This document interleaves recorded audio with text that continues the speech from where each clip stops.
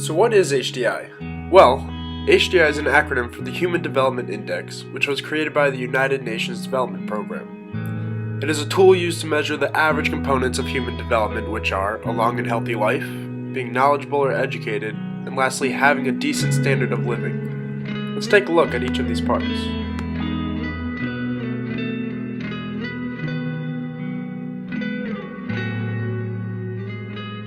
First off, having a long and healthy life. The United Nations uses a measurement known as life expectancy at birth to determine how well a country is doing with creating and protecting long lives for its members.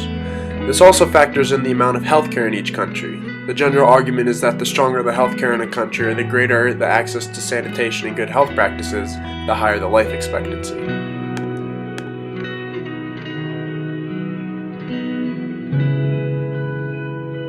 The second part is knowledge or education. The measurement used for this is mean years of schooling and expected years of schooling. To calculate the mean years of schooling, the HDI uses data from adults aged 25 years or older and takes the mean years of education the group received.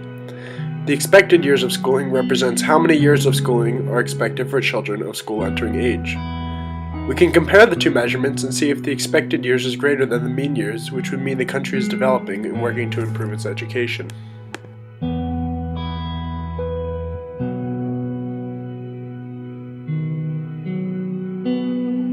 The third and final part is the standard of living. This is measured by the gross national income, or GNI, per capita of a country. The GNI per capita takes the entire national income of the nation and divides it by its population to give us the statistic. Typically, the higher the GNI per capita of a country, the better the standard of living is in that nation. This is considered to be true because with the more income a person has, the more opportunities and choices they have to decide from.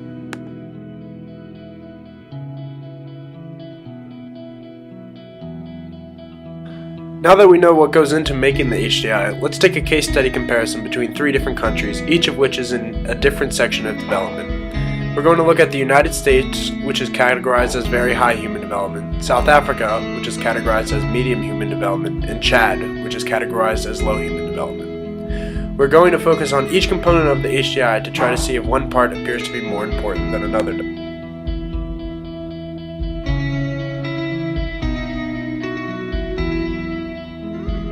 First, we are going to focus our attention on life expectancy. As I said earlier, life expectancy takes into account the strength of a country's healthcare and well-being of its citizens. We can see the large differences between the US, South Africa, and Chad. The US has a life expectancy of 79.1 years, South Africa 57.4 years, and Chad 51.6 years. The life expectancy of people living in the US compared to people living in Chad is an increase of nearly 53% because the US has the healthcare and resources necessary to help keep its people healthy, while Chad unfortunately does not. And what about South Africa? While they are a country with medium human development, they do not have the highest life expectancy, although it still is a handful of years higher than Chad's. How could that be if South Africa is ranked so much higher in the HDI rankings? Well, South Africa has been hit hard by AIDS and other easily spread diseases, causing many more of its members to fall ill and in some cases reduce their lifespans. So we can see that just looking at the life expectancy of a country, we cannot fully understand how developed the country is. We get useful data on how strong the healthcare is in a nation, but we do not know whether the same country is doing exceptionally better or worse in other areas.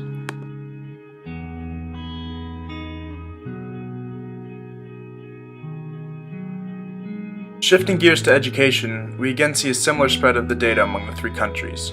The statistic mean years of schooling breaks down with the US at 12.9 years, South Africa at 9.9, and Chad at 1.9. And the expected years of schooling is broken down to be 16.9 in the US, 13.6 in South Africa, and 7.4 in Chad. Education can give us a look at how developed the individuals of a country are, and therefore what level of complexity the jobs there are. It can also tell us if education is more of an option for certain people than for others.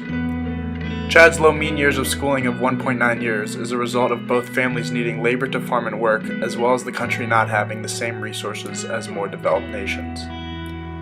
While Chad could suffer production losses in the short run, they will be able to develop a more educated workforce that can more than make up for the loss in the long run. Look at the difference between the mean years and expected years of schooling for each country.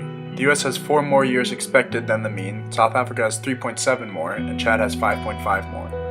Clearly not every person fulfills the expected number of years of schooling, but we can see that each country has and is still working to improve its education systems. Clearly, the more developed the country, the higher and better quality the education, but we begin to see that developing nations like Chad are not giving up on the quest for higher quality education.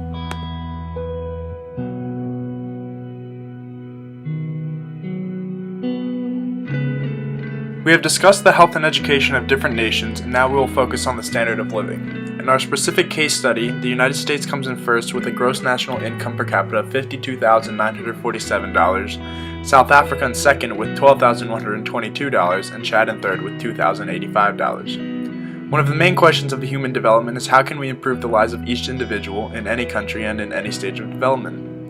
In any country, money is a crucial part of life because it determines if someone can buy food and other necessities or if they can indulge in other wants and how many they can afford. The US has a much more developed economy than South Africa or Chad and has the resources to help its people stricken by poverty.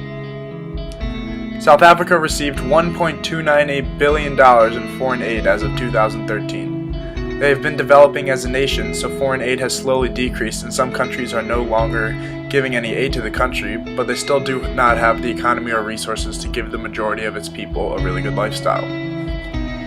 Chad has almost nothing in comparison to the other countries' GNI per capita, but it does receive a heavy amount of foreign aid and foreign direct investment. Foreign direct investment means that mainly developed countries give or invest money in local businesses or governments to help them get on their feet and hopefully get paid back later down the road.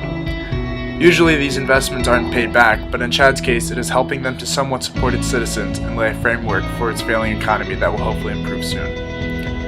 Without strong economies and help in getting there, it is hard for developing or semi-developing countries to help its citizens and improve their standard of living.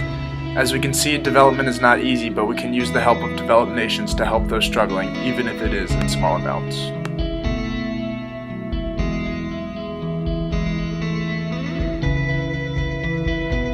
You can see that there isn't one part of the HDI that is more significant than any other part, but rather that each component helps us get a sense of the overall development of a nation. Obviously, the HDI does not cover all the components that go into human development, such as inequality, poverty, human security, empowerment, etc., but it does, however, give us a quick glimpse of how well a country is doing with regards to its human development, and whether they are doing better off in some areas and not others, or if the country is just struggling all around.